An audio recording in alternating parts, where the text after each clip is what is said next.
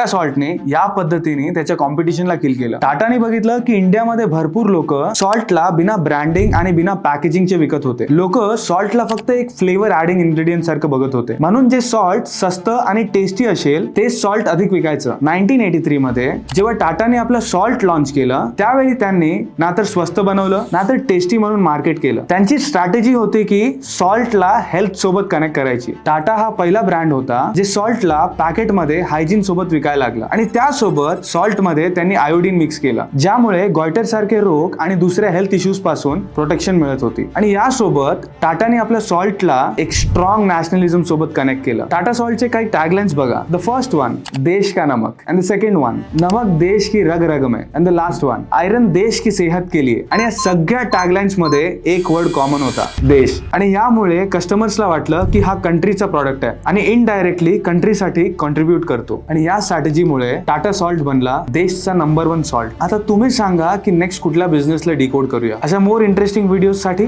Subscribe करा.